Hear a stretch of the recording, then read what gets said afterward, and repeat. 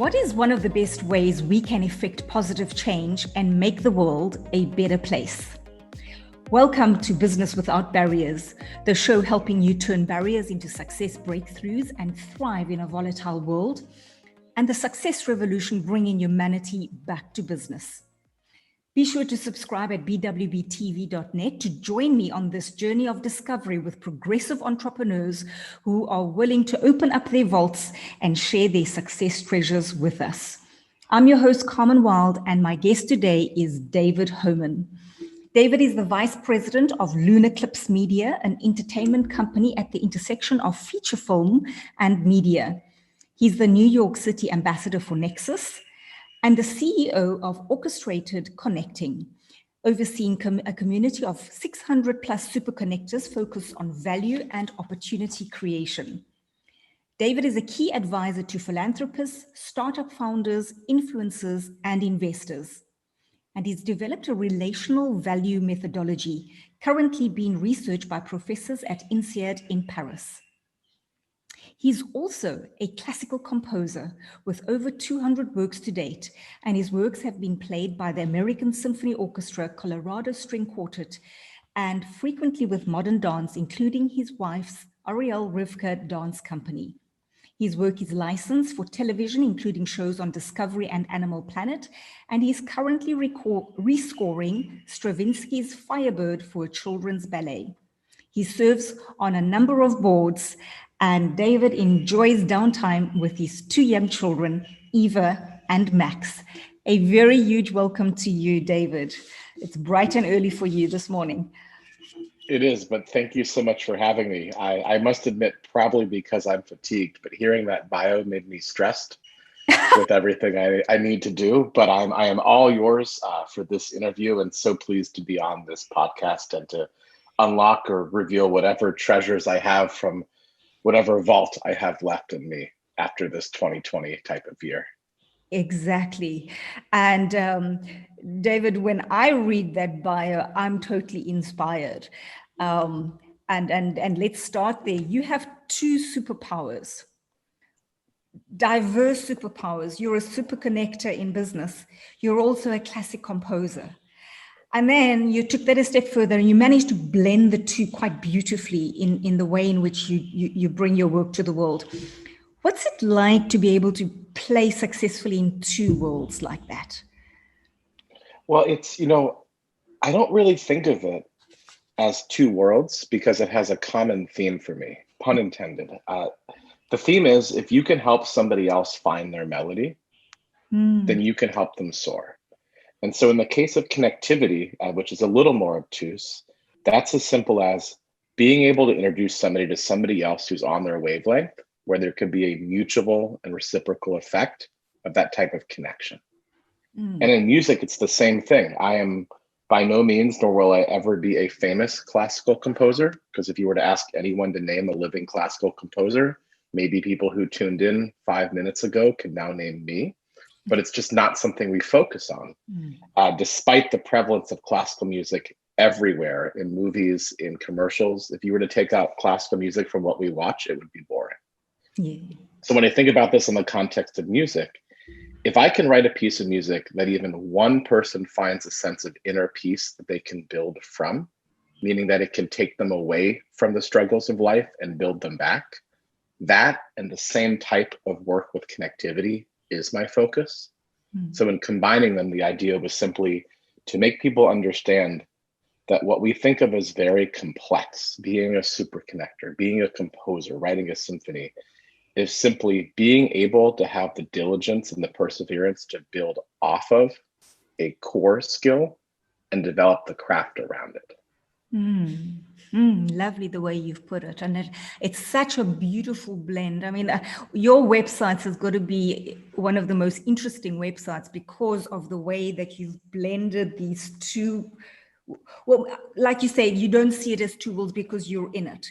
Well, when I look at it, I see this incredible sort of analytical type world with this absolute beautiful creativity, and you've just seamlessly blended the two, even the way you use your terms, and it's really so the way you've done that is so smart. and it's seamless, which is really beautiful. So when you think about classical music, because everybody experiences it differently, what has it brought to you in your life, and what does it mean for you? So classical music has an interesting history in my life because the reason I still compose is because I quit piano when I was 12. Okay. So I learned by ear by an incredible teacher, but I had a younger brother who learned the same things by ear by the same incredible teacher 2 years later. So we had the same music playing in our house endlessly, and it became very formulaic to me. And so when I was 12, I decided, and I said it was forever, it was for 2 months, that I was going to quit. I stopped playing. And then, and this will date me a little bit, Nirvana came out with Smells Like Teen Spirit, and grunge rock was the thing. And I asked my teacher if I could learn grunge rock instead of Fur Elise. And he said, sure. I learned it, and then it was suddenly 18 minutes long, not 4.5. Yeah. And what I realized was that I had this propensity to improvise and to take what people had done and be inspired by it. And that's very much the element of how I look at classical music, inspiring people. In normal business development and business terms, I don't think anyone's ever had a consultant not use the word synergy or alignment in terms of anything that they do. And those words have become commonplace, which means that they are banal, they are pedestrian to many people.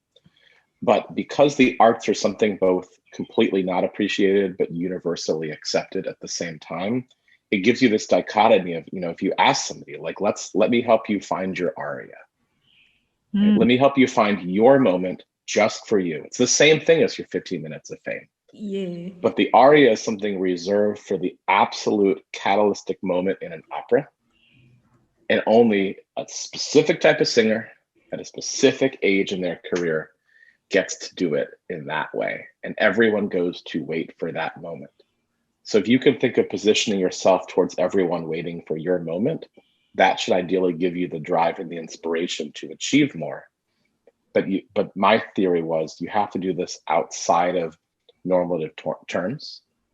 And therefore, by blending the two, this idea of orchestrating one's life, it doesn't mean that you are changing your life. It means that you're amplifying it, that you're adding other elements to bring people together with you during it, as opposed to what often people do, which is think they have to be the lone voice. Yeah. They have to do everything alone, and an orchestra cannot exist like that just by nature. Such a rich way in which you've put that all together. So let's switch to the super connector side, and then we'll go to the orchestrated connecting. I'd like to hear from you what your definition is of a super connector. Okay, so it's always tricky because the first definition of a superconnector is somebody called a superconnector by everyone but themselves.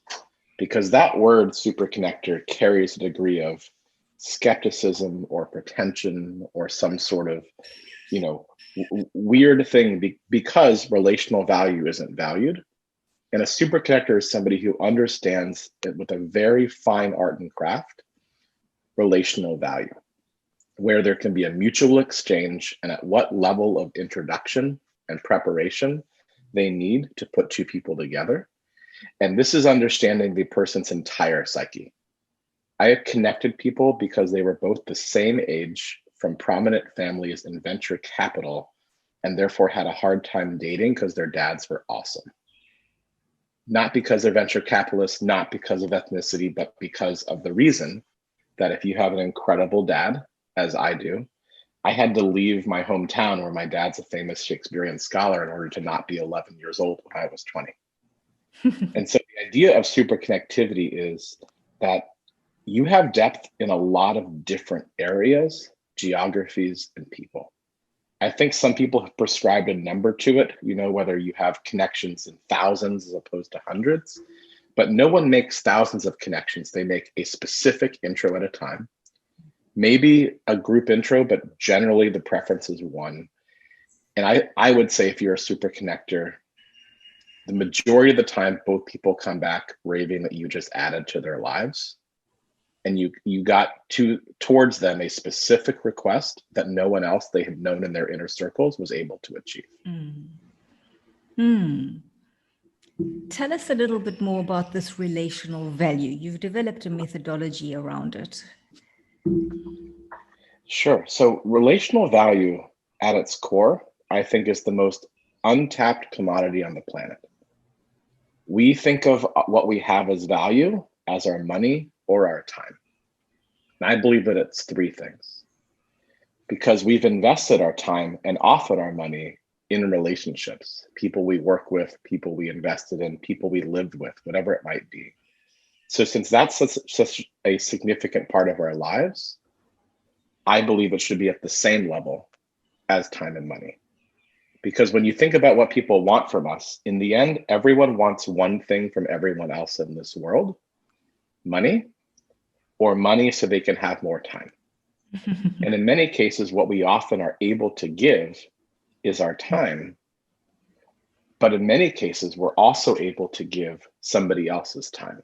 And that's because of trust that we've developed, that somebody knows that if we're going to ask them for something, the best of us will also be clear if it is more one-sided, one way or the other.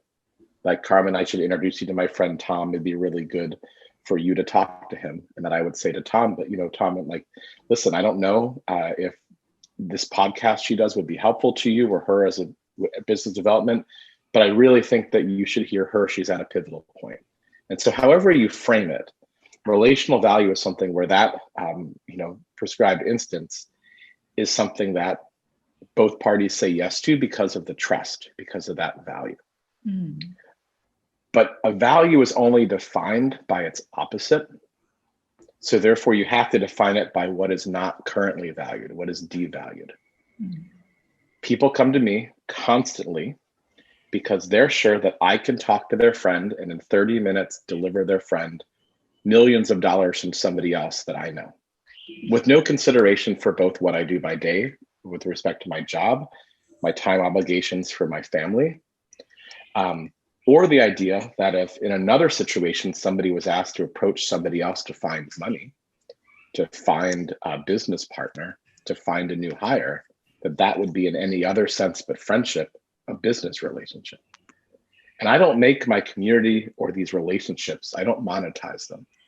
But the idea is that if you can restore the value to them, the idea that we are not pass-throughs, we are not bridges for people to walk over to get somebody somewhere else, but we are actually the nodes that make almost everything work on this planet. That if that has value restored to it, then relationships are the thing we've put most of our time and money into in this world. And therefore, when they are truly valued, perhaps we seek out those to build relationships as opposed to trod on and take advantage of those in order to get what we need from them. So if more people understood the criticality, actually the crucial nature of relational value in ultimately getting more money, which gives you more time, freedom, etc., how do you see the world being a different place if we were to get that? It's a wonderful question because it gets at the core of the larger issue, which is we live in a world, in a society for which there are more wants, needs, and desires than the ability to fulfill them. And we have an enormous amount of the population and people who are disenfranchised by virtue of birth, by virtue of gender, by virtue of zip code. And in most cases, there are many people that rise through it, but no one's come out of it alone. And when you think about the opposite, the patriarchal, hierarchical structures that our society is built on, only when it's balanced, not rebalanced, when it's balanced, which means that what we are given at birth remains, with our right to succeed, our right to develop and maintain our empathy, our childlike joy. When we make ourselves devoid of that, those are the catechisms and problems in society. And that's a very grandiose statement, and I'm aware of that, but because the core of it, right, in terms of behavioral psychology, is you can't solve all those problems, but what you can get people to do is see that when their self-interest is also aligned with something greater than themselves, they can correct their behavior.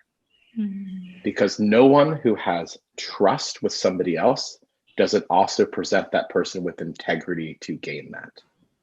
So if those of us who have integrity, who will champion others, who will look besides or around the homogeny that generally surrounds each of our lives and add diversity to it, and judge people based on the content of their character and their actions, not what they say, not what they're worth, but what they've actually done and how that is balanced with what they do to help others. I believe that when you can align that properly, what you end up doing is you restore some of the balance around relational value, because the people of the highest integrity won't besmirch that integrity for opportunity. And most people who do that end up harming others by taking an opportunity for themselves. Wow, such depth. So I think I read this on your website, where you say that through this, we can effect positive change and make the world a better place.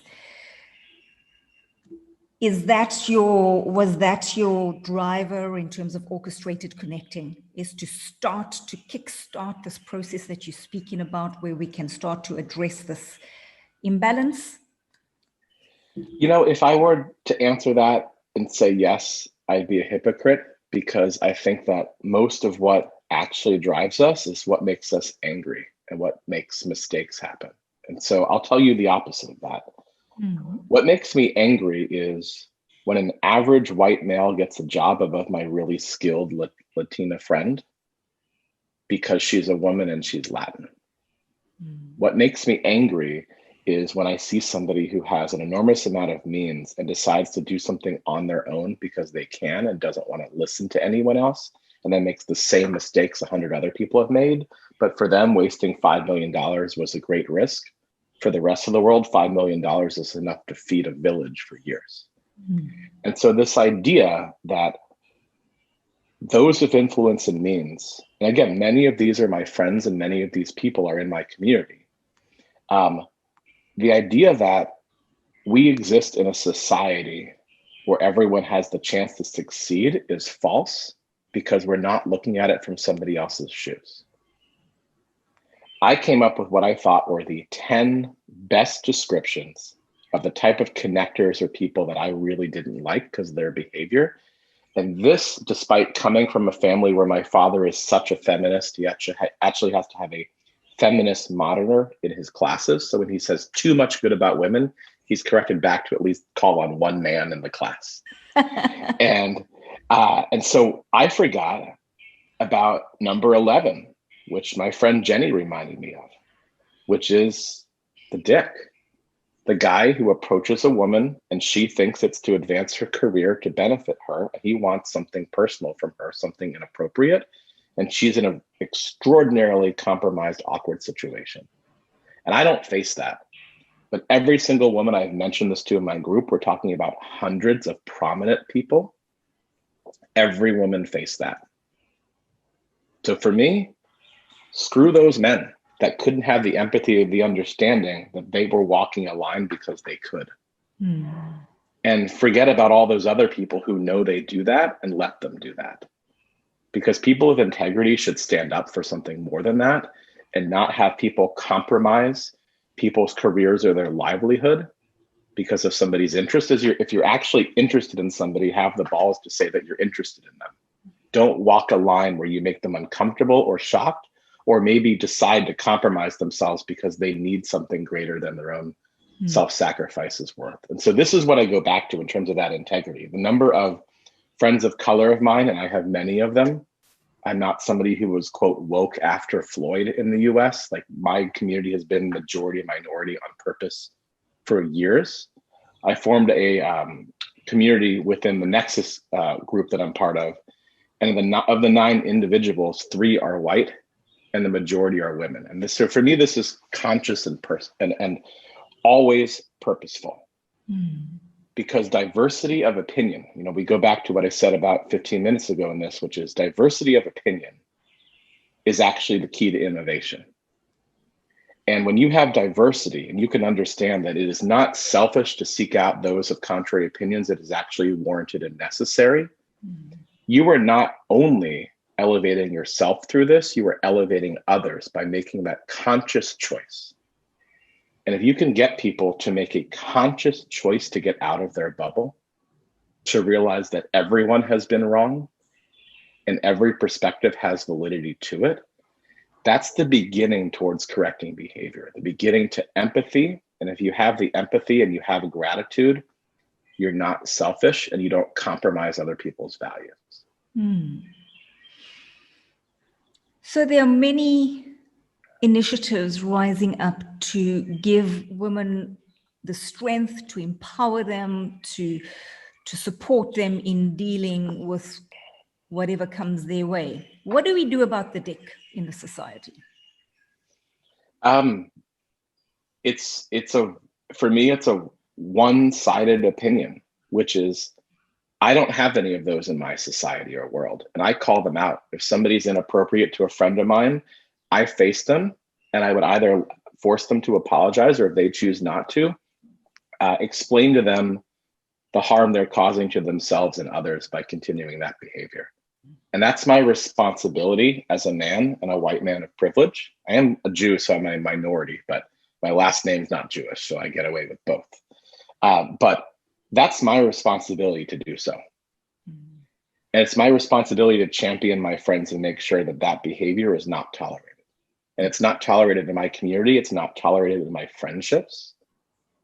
And it doesn't mean that there can't be a situation where a woman does the same, but they are few and far between if they ever occur. If I turn a blind eye, it's not about being a passive observer. It means I chose to not have integrity, which means I chose to empower somebody else to take that away from another individual. So for me, that's what you do about all of these people. The people who are selfish, the people who take, the people who try to trot on everyone else.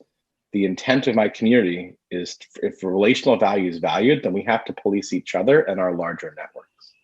And if we are actually attuned properly to make great intros, then we should be amenable and open to the feedback somebody we thought was good was actually a dick.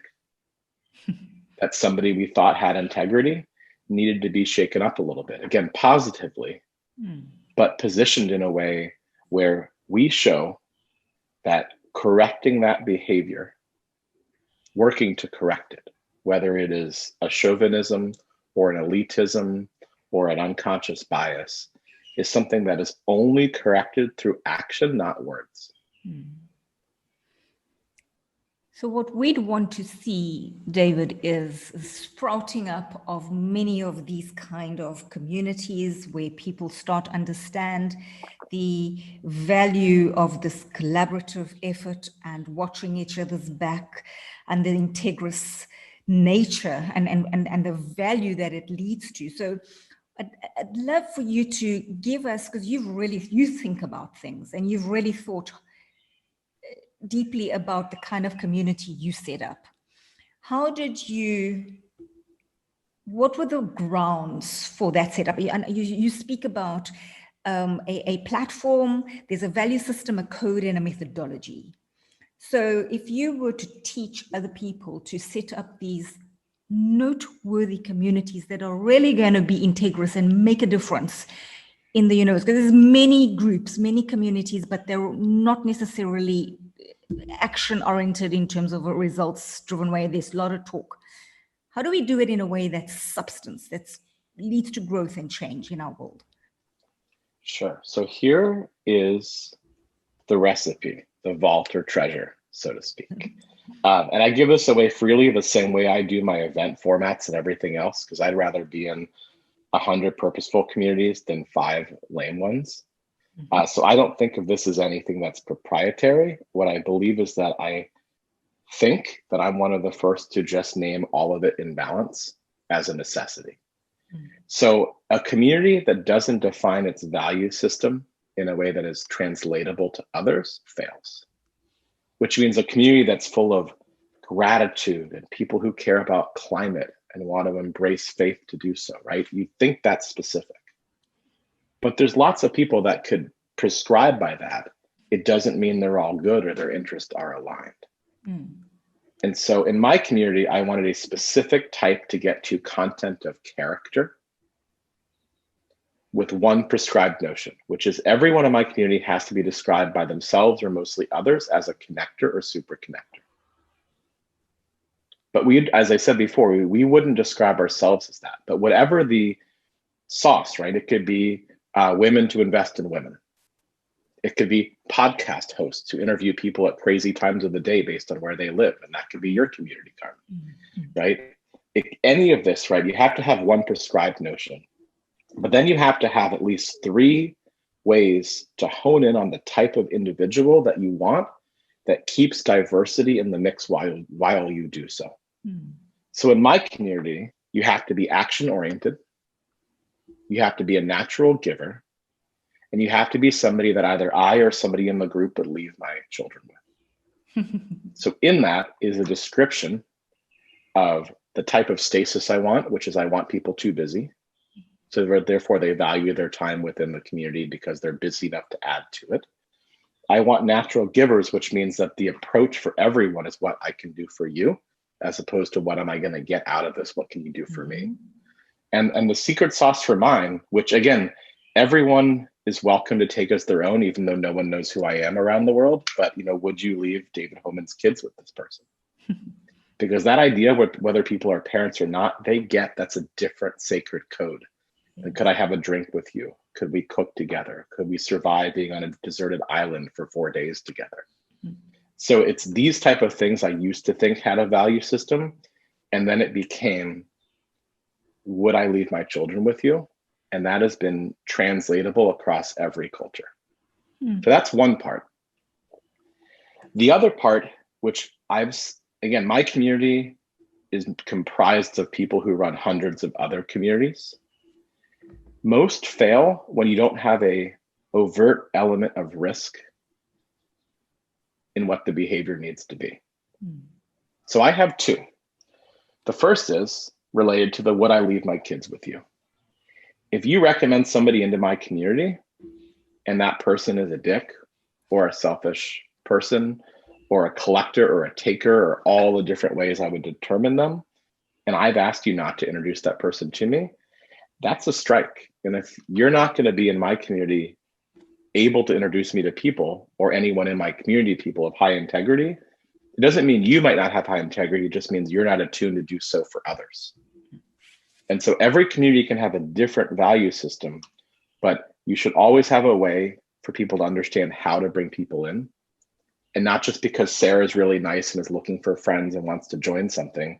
Like it has to be something that people fit a homogenous idea, but diversity continues to spread from it. That's 2/3 of it. The final element, and this is the real element of risk, is what we've talked about before in terms of making sure behavior is corrected and understood. So there's one rule in my community: if you break, you are out. And I used to get accused of saying, oh, you shouldn't say you're out. You should say that everything should work better. Like, it's really harsh if people don't think that you can, that they can't be part of it if they make a mistake. And I said, okay, but work this down with me. If the problem in relational value is the catalyst, the connector is not respected, then the major contributing factor to that is that there is no gratitude passed through the chain of connections to the person who was the catalyst. And it's that simple. And so in my community, the rule is honoring the chain of connections. There's no middle ground. You're honoring or dishonoring. So I don't ask for a cut of transactions. No one in my community does. Business happens. Lots of things happen. Hundreds of millions of dollars pass through the people in my group, probably on a monthly basis. But what matters is something much different. If you don't honor the chain of connections, and somebody asked you specifically to express gratitude and recognize the chains by which that catalyst, say, got me to you. Because when we finish this podcast and it airs, I'm going to honor the entire chain back. I generally have found it goes about 5 deep. But that is the simple version of this. And again, I'm going to extrapolate into why there needs to be a rule with risk in terms of explaining this. When you look at correcting the behavior and the catalyst, the person more self-involved can see that it's all that was asked, which means that they can get off easy. They express gratitude and they're fine. Except for by doing so, what they start is a chain of events that actually builds community through that chain because of the gratitude, and gives them something that is entirely selfish, but selfish people don't understand, which is anyone on the planet will take 5 minutes out of their day for a call where somebody says they want to thank them.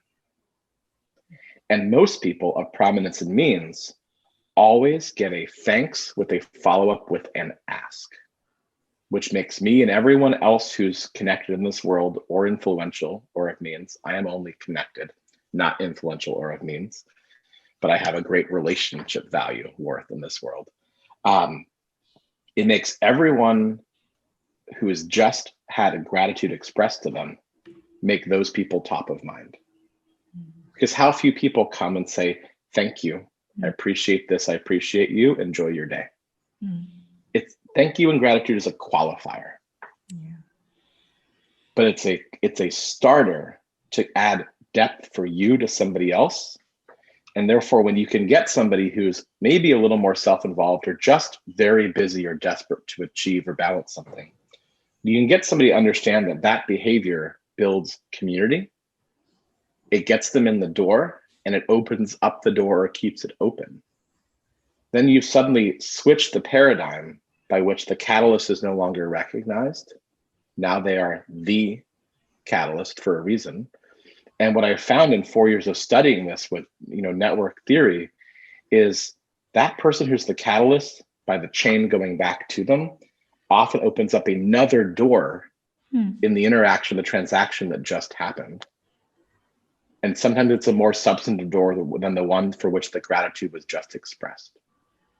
Sure. And so if you choose to be in my community, you choose to embrace this rule and whatever of the layering I've just described, whether you get all of it or you come to understand that.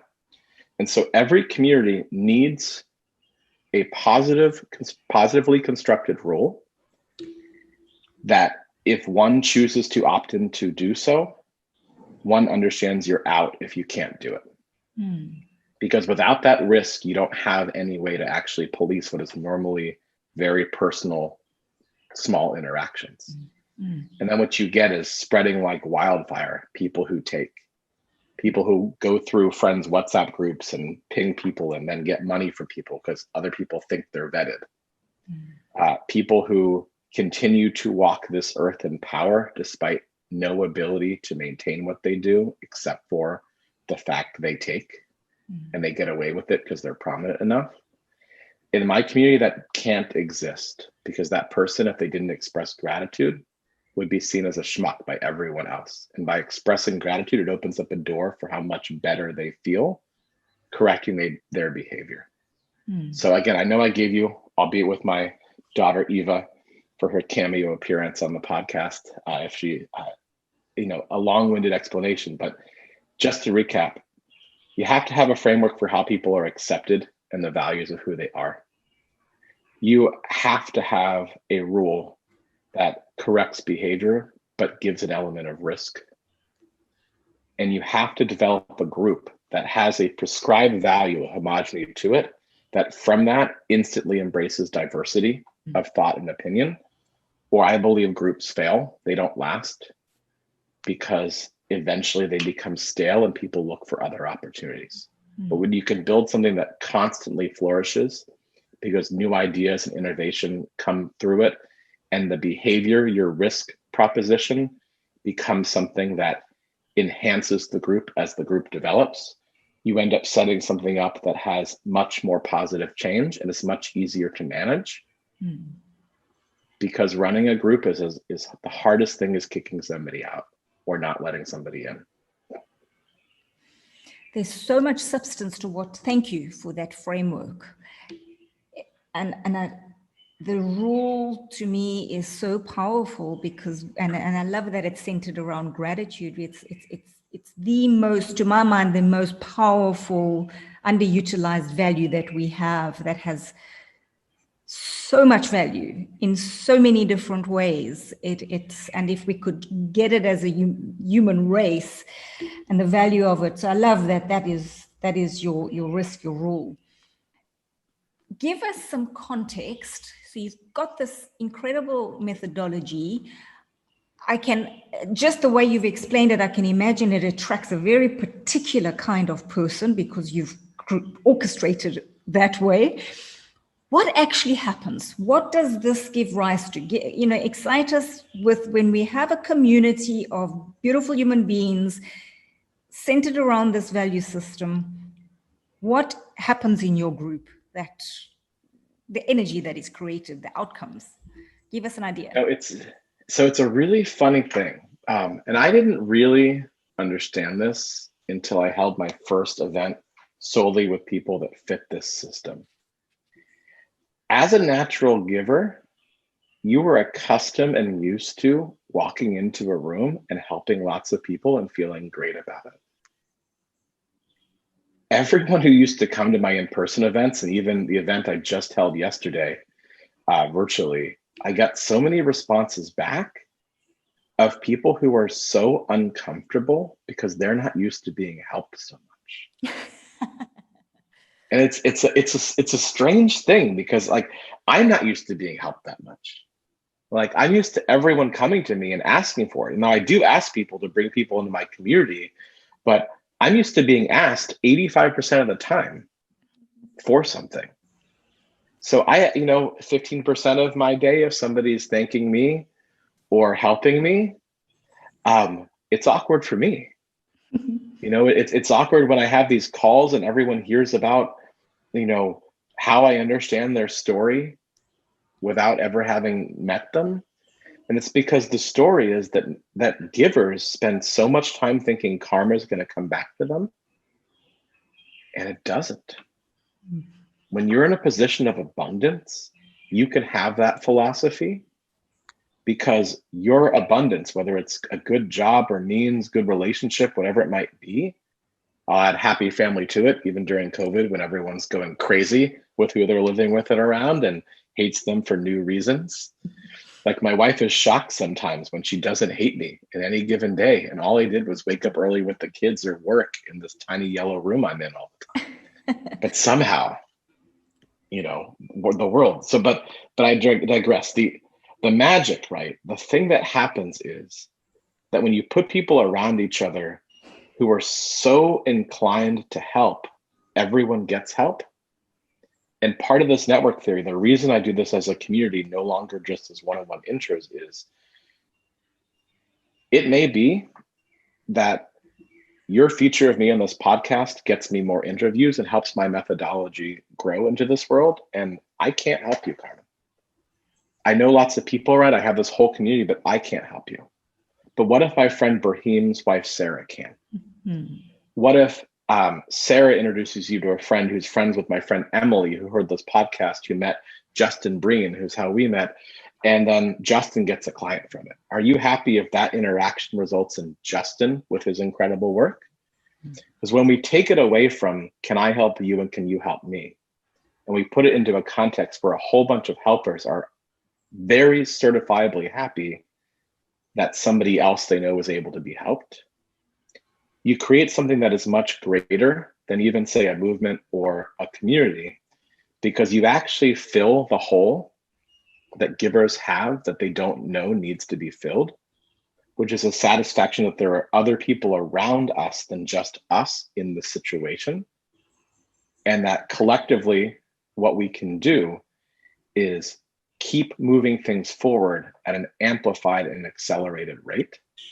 Because if we can build trust that quick and we can transfer that trust, things happen that should happen. Mm. And that is the greater than philosophy. Because as much as I'd love to help you or you help me, if people we know end up making the world a better place, wouldn't we be happy? Mm. And not everyone, I think, would say that. But in my community, this is the thing that is the driving force. And therefore, strategically, I can't help everyone in my group. I don't even have the time or bandwidth. But if others can, then everyone benefits, as long as you're willing to ask. So this is a beautiful case of what happens when there's intent amongst the right people with the right mindset, all gearing themselves towards contribution, because there's an abundance mindset right through this group.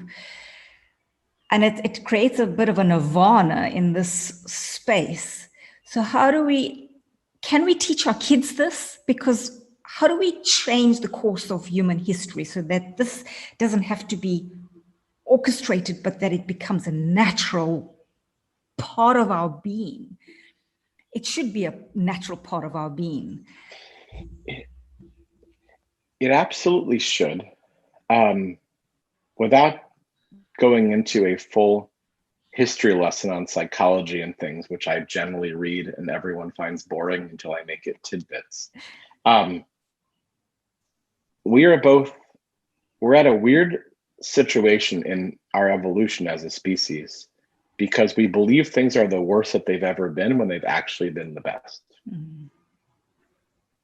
A vaccine developed in record time, and a vaccine that could have been developed quicker if we had known to invest in it 10 years ago when it was proposed to many different governments and groups. What happens to the next pandemic? How much faster can we do it? How much violence is there now compared to hundreds of years ago?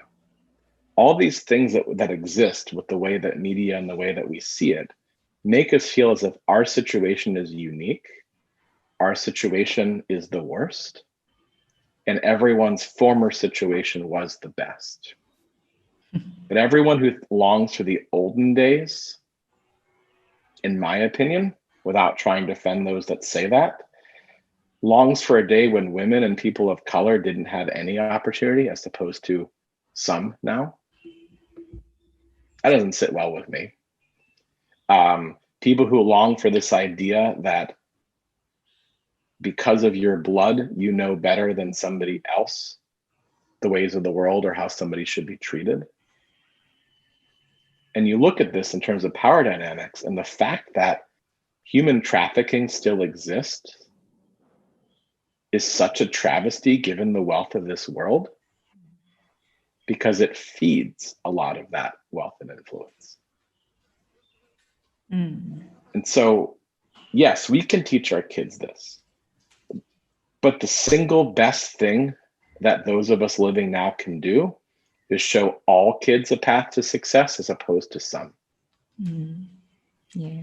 And I don't long for the day where being an average height white male of privilege makes me the minority in other people's views that I actually am in terms of the world demographics. I hope, at least jokingly, strategically, by building a community that looks like, quote, 2040 now, I'm at least somewhat accepted when the rest inherit the earth who are the majority. But what I hope is that my children and everyone else's kids start to understand that the path and the choices you make, there is some fate to it, there is some destiny, but it is based on what you innately have and how much you choose to work at developing that. Mm. Because there are composers that can't write an orchestral piece, or can do it, but they don't make art out of it, but they learn the craft.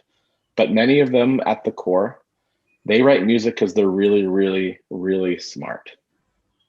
I'm not really, really, really smart. I write music because I feel something that I used to not be able to convey with my words, that I had to convey with my fingers and my mind. And I think of myself as a gateway drug for classical music. I'm never going to be the best composer of anything, but if anyone were to listen to my music and even 1 out of 100 people found peace in it, that's substantive. Because that's helping somebody find peace. And so what I look for, in answer to your question, is I look for a world where when society and life and circumstances start to pull us apart, we're able to see above ourselves and get our kids from that really egocentric worldview of them and their parents' view into their own, to get to that idea. This is what my friend Jenny really taught me on an interview I did with her, which is to get from self-actualization to self-transcendence. This idea that if we can see ourselves as greater, as what we're doing is greater than ourselves, we can't be selfish in that.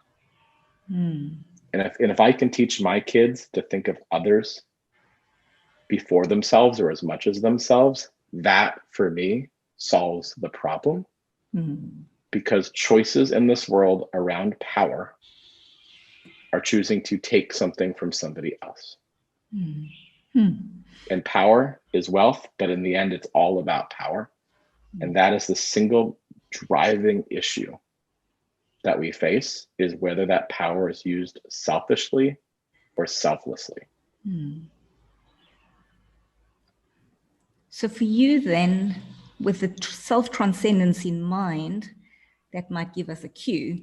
What's the secret to making life beautiful like a symphony? I always say gluttony is the one sin you can fix.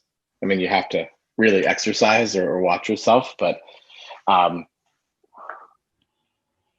nothing in life is perfect.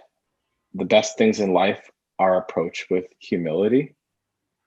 The best thing in life are approached from others' perspective, which means the more diverse the food I eat, the happier I am. The more diverse my network and my friends are of ages and ethnicities and faiths and everything, the more I find a spirituality in terms of connecting to others, because I believe that there are lots of people who exist on different wavelengths with each other. And not everyone can connect with everyone else. It's the same way. There was probably some famous show that happened before or after Seinfeld years ago. I never watched it, but there are millions of people who hate Seinfeld and love whatever that show was. So it doesn't mean we can all be wired the same. But if we're going to make life beautiful like a symphony, and again, I go back to your earlier question where you gave me this beautiful sentiment on my goals and I turned it around and called myself a hypocrite because I say what really works, what we work from is our anger. I think the world is filled with 2 types of people. People who either live lives of quiet desperation or people who rage against the dying of the light. That means that whether for lack of drive, opportunity, whatever it might be, a significant amount of people are not happy because they've not had the ability or the help to achieve what they want out of this world. And it doesn't mean everyone can be a leader, everyone can be a billionaire, everyone can be a CEO. It doesn't mean that people who have jobs and this is the job they do aren't inherently happy. But what it means for me is those that have the drive to achieve more have the ability to improve this world. And I find it a travesty that we are not finding ways to empower all of those people. Because what if sitting in a village in Africa was a genius who could have invented cold fusion, but we bought necklaces from their mom? Like, what if we had the potential for the next best actor on the planet, except for they chose to be a policeman because they needed to feed their family? Like, where do we find this ability to get the people who have these desires and therefore the real understanding of how much reserves they have to help others? And how can we empower people to find those people, to champion them? Because the statistics, this is what just, I'm a big data wonk, and this is what bothers me. In terms of relational value, Tell me anyone in mergers and acquisitions for companies where a company wasn't introduced to somebody else because of an introduction. In terms of innovation, tell me a single thing invented on this planet that didn't come from some diversity or person who was an immigrant in the last 50 years. Right? I'm sure there's some, but it's certainly not a computer, certainly not blood transfusion. It's certainly not anything that comes out of this idea homogeny actually keeps things solid and together. And so when I look at this in terms of opportunity, tell me any situation on the planet that is improved upon because one person's opinion mattered more than everyone else. And so to make beautiful like a symphony, to understand how to change the paradigm is understanding that you have to find that common core, that melody in a chord. And then the skill in how to orchestrate it comes in a myriad of different ways, but it's a skill only learned through perseverance, through failure, through humility, and through an understanding that what you're doing is to benefit others more than you. And that is, I think, the biggest problem in terms of the massive avoidance of mental health on this planet. Because we avoid things, because to embrace them would make us too unsettled with what is keeping us fragilely content. And for mental health to have any stigma, for me, given the number of people who experience it in their families or themselves, that for me is where all this goes to, because the people with resilience care about other people more than people care about them. And therefore, those of us most fragile can be most brilliant. And that's what we forget when we need people to conform. We need people to be a certain standard because the people who need that can't handle the rest. So why are they powerful if they can't handle that? You've silenced me. Well, that's a bad job in terms of answering questions. But I will say to that, the thing I learned with music, and this is what I hope everyone is able to understand, is the goal of music is to achieve silence. If you can do that, if you can achieve silence, you put somebody into a thoughtful pattern, which means they are reflecting on what their own core is, and they will come out of it stronger by virtue of the fact you helped them get there. Sure. There's just so much depth to the way in which you've thought about things, so much grounding in substance.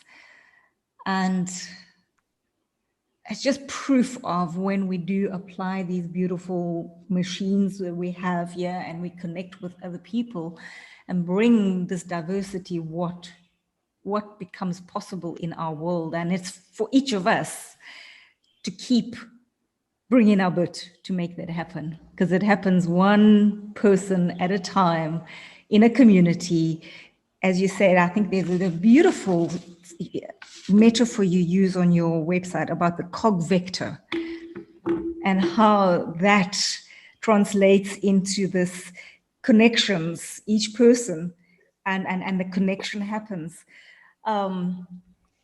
Wow, Inka, you've given me so much to think about. I have no doubt anyone watching or listening is going to be silenced too because of the depth of what you're speaking about. And it resonates at a deep level. So thank you for that, David.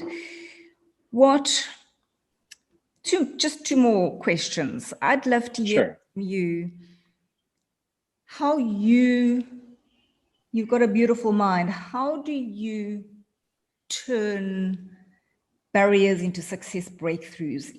Do you have a thing that you do if you're confronted with a tough challenge? What is the thing that you do or things that you do that helps you through it? So, tough challenge. First, I get anxious and angry and I quench those feelings because they're the natural ones. Then I eat something I shouldn't and make sure I exercise or don't eat carbs the next day. Then I try to take my mind off of it, and then I talk it through. I talk it through with my mom. I talk it through with some of my close friends, one who's a close friend who also is an executive coach. And all of that is meant for somebody to hear what I really am naming I need to do, I'm not ready to come to face. And so for me, it's an entire process, which is I don't sit on it. I might play piano, I might play with my kids. I try not, if it's an unsettling thing, to take it out on anyone, but if it's truly uncomfortable or challenging, that means that my first reaction is I'm being challenged by it. But who am I, right? Do I really matter? So when you can get past that, if you can, you got to figure out the habits that get you to clear your head. My favorite Kevin Costner movie, called For Love of the Game, is about a pitcher in baseball who's pitching his last game, and it could be a perfect game. And during this is just this beautifully told love story of regret, of a relationship that he tried to have, and because of his love of the game, ruined. And he realizes that through this, and again, it's an old movie, so there's spoiler alert, it was 15 years ago or more. He realizes through it that what really mattered to him wasn't what was in front of him. And so he keeps saying, clear the mechanism. Mm-hmm. And in the way the camera technique works, suddenly you're in his head and he can hear nothing. He can only see the catcher's mitt, and he has that focus. But in order to get that focus, he had to go, this is my favorite quote from Edward Albee, he had to go a long distance out of his way to come back a short distance correctly. Mm-hmm. And so that for me is the answer for it. That you have to understand your process of going through the full range to then come to it from a place of confidence, that the way you're going to approach it is with empathy and with humility, but also a drive to solve the problem as opposed to figure out where another wrong or injustice was done to you during it. This is what I love about action takers and people who have actually accomplished things in life. When you ask them a question like this, like I have asked you, they don't have to think about it. They know exactly, this is what I've done. This is what I do. This works. And it just flows naturally from you. But now, Carmen, I'm craving brisket mac and cheese. Now I'm craving a really good Scotch Oban 18-year. And now I'm wanting to talk to my mom. Because like those are the habits, right? I don't always embrace all and not all together, not certainly in the morning for me, but you have to understand what you come from. And if you've done it enough, you're just used to doing it. Yeah. Like, oh no, another crappy situation, another person angry at me, somebody accusing me of something, somebody who put me in a compromising situation. Haven't you gotten out of it if you have any experience? Exactly. It's like you can't let it define you. What defines you is how you react to it and how you move past it. Yeah, exactly. Beautifully said. What's one of your most treasured success stories for someone that's done so much? What would you say is a treasure?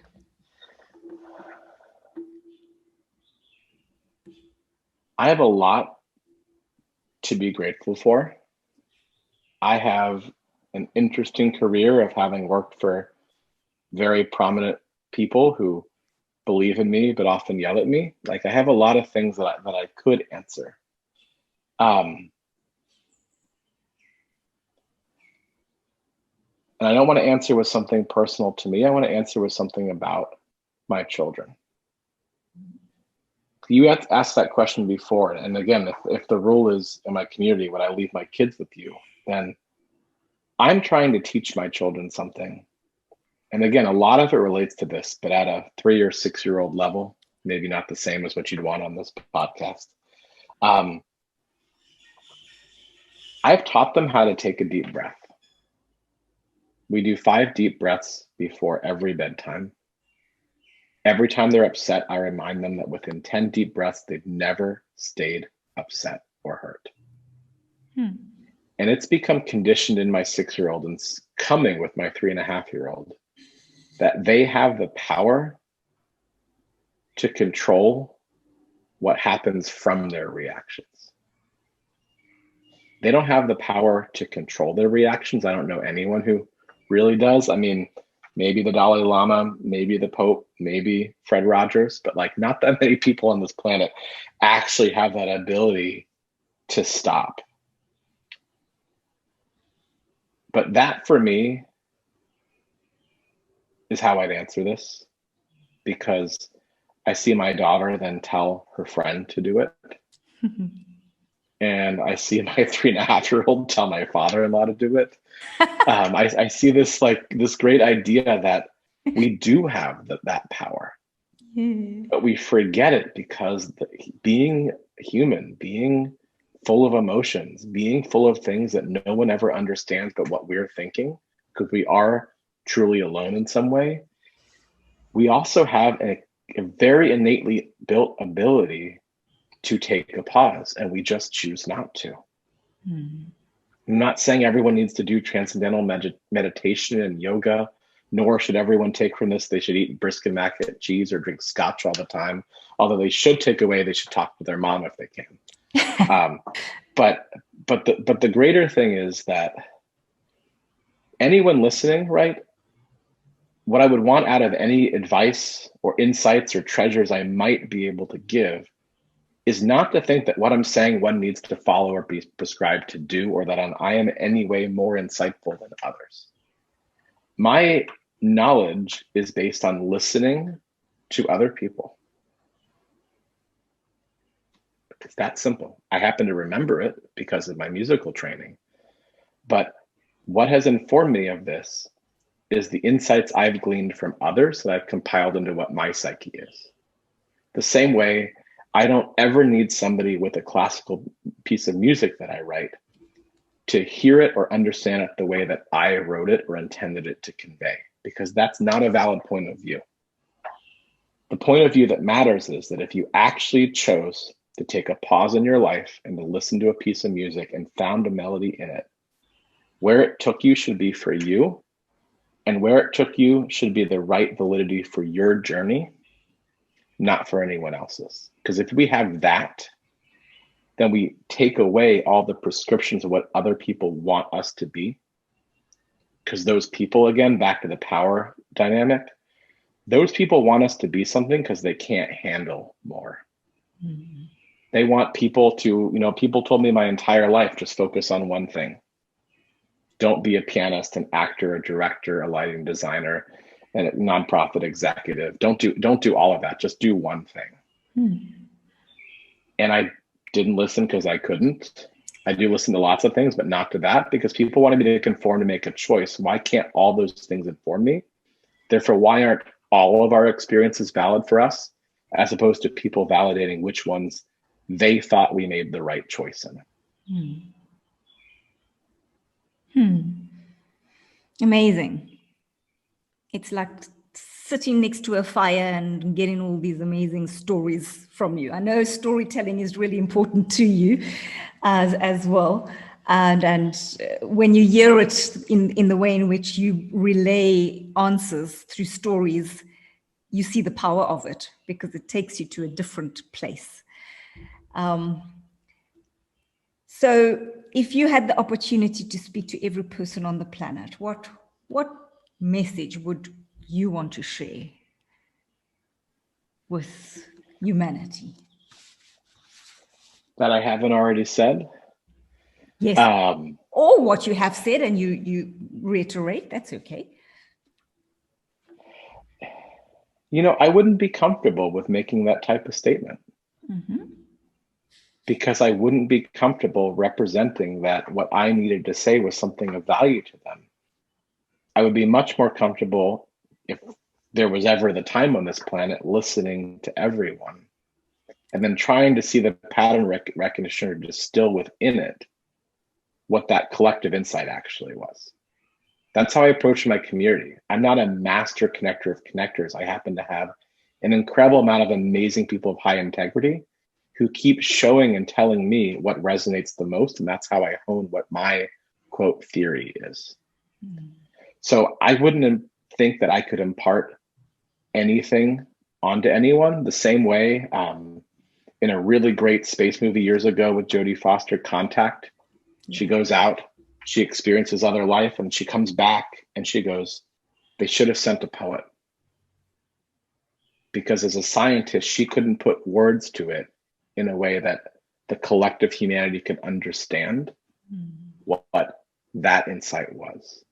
And so if there's a situation where I, God forbid, am the one everyone wants to listen to, then I want to be in a situation where I had listened to everyone first, and then what I said back was what they collectively thought was prescribed for a common humanity, because that's the thing that would actually resonate. That would be the melody. That would be the symphony. Yes. Because who am I to, in my American mindset, combined with both a Southerner now a Northerner on the East Coast, to think that my opinion is going to be translated to somebody in Southern India, or in mountains in Nepal, or in Mongolia, or Rio. Like we all have these different perspectives.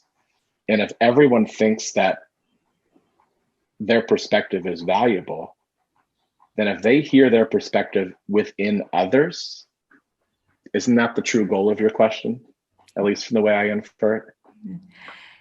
Your answer is profound, because within it is your response, or of course. I know I'm being a hypocrite because I had to answer the question too, but the message you're sharing actually is listen first, seek to understand first, and that creates the melody, because then what you're going to give back is resonance, and that's profound. That's so thank you for that, because that underscores everything that you have shared with us through over this last hour. Is that diversity. And thank you very much, David. I'm sorry that time needs to end.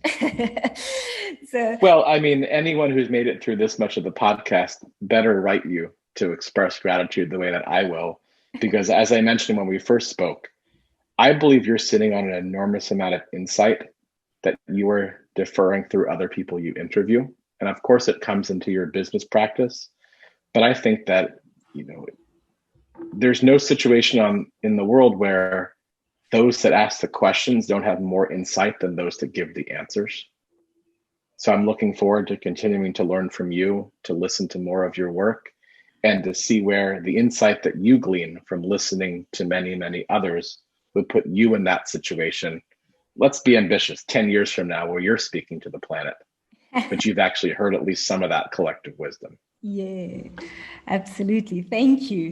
And I look forward to continuing the friendship. I say to all my guests, once you've been a guest on my show, you're going to be a friend of mine for life. So that's how I see it.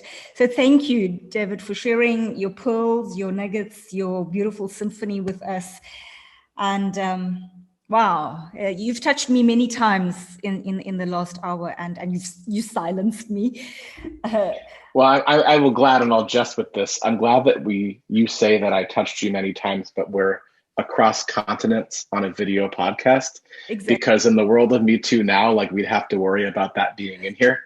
And everyone going, what really happened during that interview? And I'd be like, no. She meant like I said things that spoke the way that she spoke, not that I was inappropriate. So like we live in such a hypersensitive age. You could say that I can't, but at least I want to jest with it. I'm grateful for all of your insight and for giving me this opportunity, and hope that people continue to tune in to all of the people that you feature, but really to understand it's a feature of you and the type of insight and questions you ask in terms of bettering people, bettering business, and giving people a wild experience along the way. Absolutely. And thank you so much, David. And you've got a whole day ahead of you. For me, it's afternoon. For you, it's morning, but it didn't feel like we were on different continents. So thank you for your wisdom and your sharing so generously with us. And to all of those of you watching, listening, wherever you are, find the melody. No, let's listen. Let's listen in. Be silent for a moment. Take a pause and find the melody, and then share, collaborate, co-create, because the value is within each of us, but in a sharing community. And when we do that, we absolutely will write a new human story and a future we can be proud of. Thank you for listening in. Till next time, lots of love.